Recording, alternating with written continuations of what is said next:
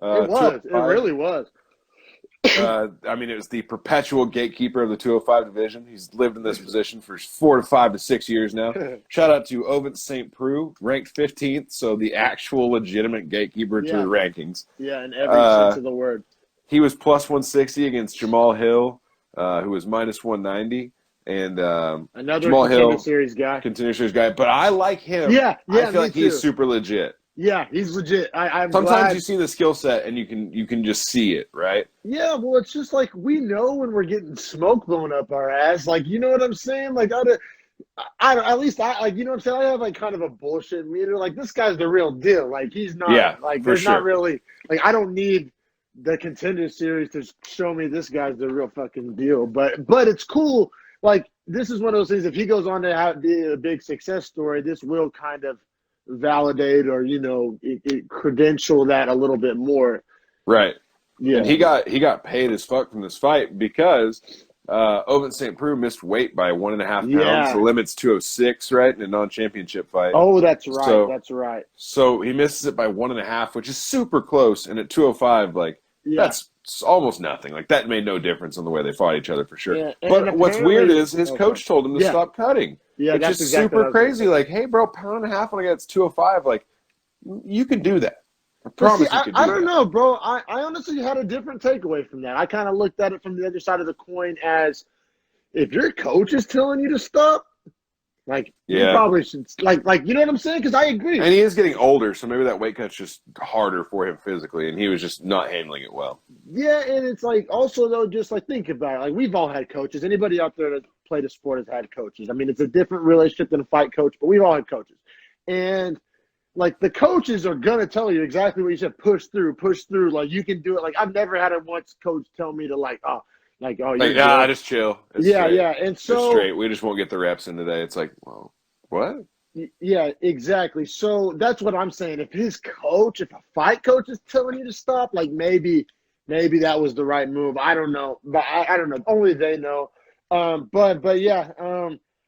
Round one was very close. I thought, obviously the closest of the fight, Yeah. but I thought that Hill's body punching strategy was really paying dividends, being really effective, landing super clean.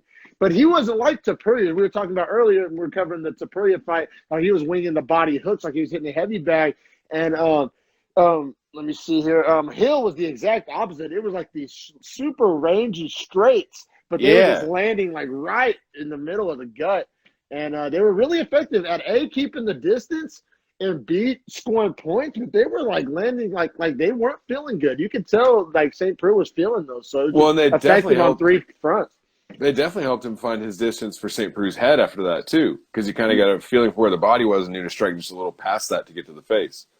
So yeah, it was really effective. And I also want to note that like that's a strategy typically used by like veterans or like shorter fighters or like. But when you have a young stud athlete, rangy, but still is like using those kind of like fundamental strategies, I mean, you gotta love that. I do it. yeah. Oh hell yeah, I do.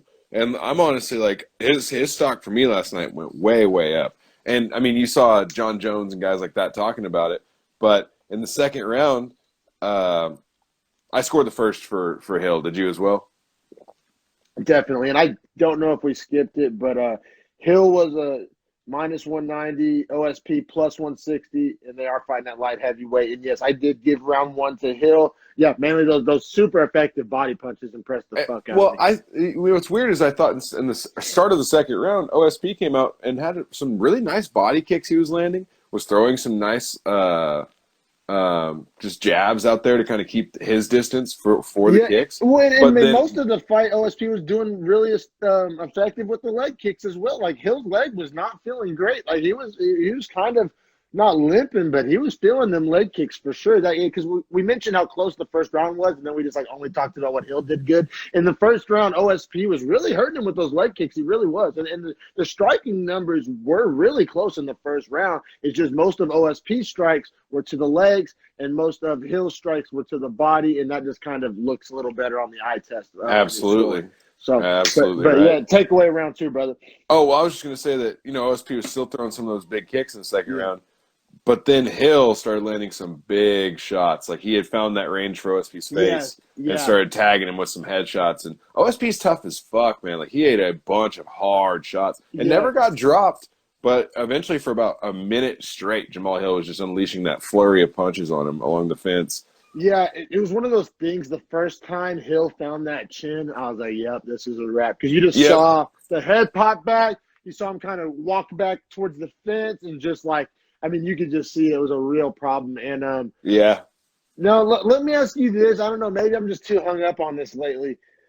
Round two TKO for anybody and didn't watch it, but did you think it was stopped early? Like, I don't know. No, no, no, No, no, no. I thought no. OSP was getting the shit beat out of him for a I don't solid know minute what's wrong straight. with me, dog. I'm just turning psycho. Just like the longer I'm in quarantine, I'm just like bloodlust. But You just want to see him go fully out. I don't know, man. I don't know. I made the mistake of watching some older fights. It'll just completely recalibrate. It's like I don't know. Dude. It's like watching You, like a Brian Dawkins highlight, and you're like, wait, that yeah. was football in You're my like, you could lifetime. do that? Yeah, and I feel you. It's just and then like yeah, like go watch like a Brian Dawkins highlight and then turn on like a Big 12 game and then you're gonna be like, is this the same sport? Yeah, no. And so I don't know. I think that's what's going on with me thinking every stoppage is early. But I mean, I don't want to see Open St. Preux get like hurt. You know, he's a veteran, respected I, UFC I guy. thought I thought he was in like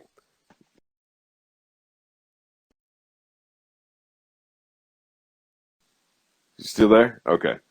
Lost you for FaceTime a called second. me. Yeah, yeah. My phone's on do not disturb, but somehow You know. mess. Happens. But Calling me. he'll I'm sorry, everybody. I have my phone on Do Not Disturb. Facebook Messenger calls still come through. Fuck you, Zuckerberg. But anyway, I just wanted to say Jamal Hill's post-fight message was super, super good as well, which was yes, that his friend had made a mistake of drinking and then driving and yeah, had died in an accident, and he was just imploring people to be smarter and not make that decision. And I yeah. appreciate that. No, yeah, definitely. That was dope. And he just, yeah. He seems to check all the boxes, right? Like he he's a great interview. He's super athletic. He has the fight IQ.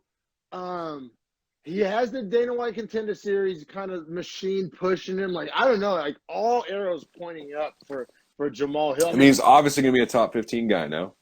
And what is that was only like his seventh pro fight or some shit like that, or Seventh or eighth. Seventh or eighth. He was either yeah, 7-0 or 6-0 going in. yeah. I But mean, and either way, I think he was only 4-0 when they found him on DWCS. He got a win there, 5-0, won one fight in the UFC, won this fight in the UFC.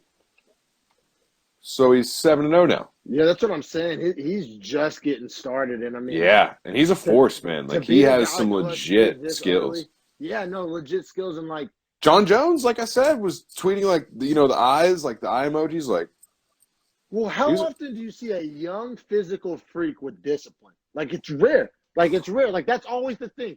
He's a young physical athletic stud, but he's kind of undisciplined, or he's a wild man off the octagon, or he has baggage or this or that. Like it's rare that you see just all those boxes checked. Like young stud athlete, great interview, good message, just legit fundamental fight skills on top of the athleticism, the natural range, just all of that. You know what I'm saying? Just yeah. I don't know. It It was a totally fun co-main, and like his stock went so far through the roof. I yeah, think. definitely.